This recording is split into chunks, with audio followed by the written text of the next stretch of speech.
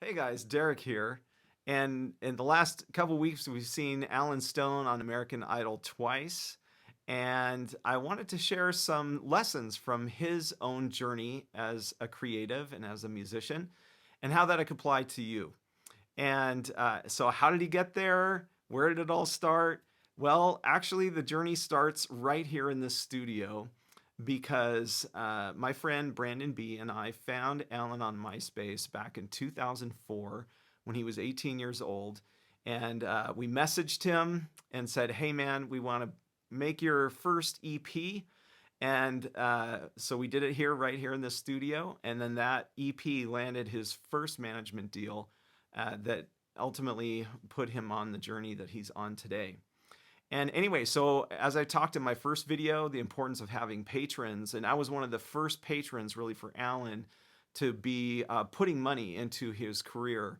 And so one of the first lessons I want to kind of talk to you about is taking care of your patrons. Make sure that you really are giving them special attention, time and attention. And Alan was always very kind and gracious to me. And so when we made that first EP, it got the attention of a manager, an aspiring manager here in the Seattle area, and I didn't really jive with that guy, and so I ended up having to bow out of the situation. But in any case, you want to make sure that you take care of your patrons. Second of all, the that manager ended up having Alan gig up and down the West Coast like crazy for the better part of 6 years, I think it was, which ultimately got Alan a pretty large and faithful fan base. And so that was a really good move that really laid a foundation for when Alan's Unaware music video came out.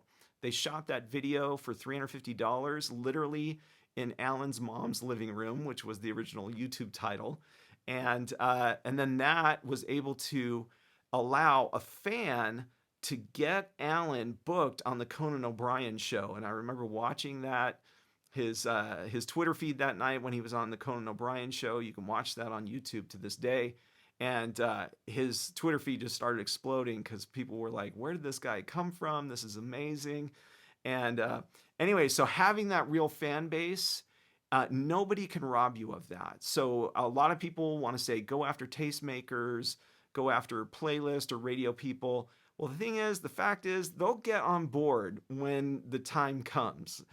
Nobody can rob you of those fans. So go after fans first, earn and win the hearts of minds of people who love what you are doing. Okay? And also, one of the lessons from Alan's career is that it takes probably a lot longer than you think. I remember Alan writing a song. I think it's actually unpublished at this point, where Alan is talking about like he's just you know he's just tired of touring. I don't know if I can do this anymore, and and so Alan had definitely felt like, man, is this ever going to end? And honestly, gigging never ends. It's the hardest part of the equation. So you have to just keep going, okay? And gigs are the things that just that really earn the fan base. And so keep going. And as you launch more pieces of content, like a music video, like Alan did with Unaware, then it allows some explosive growth to happen because you have real interest from real fans. Also, music videos don't have to cost a lot of money.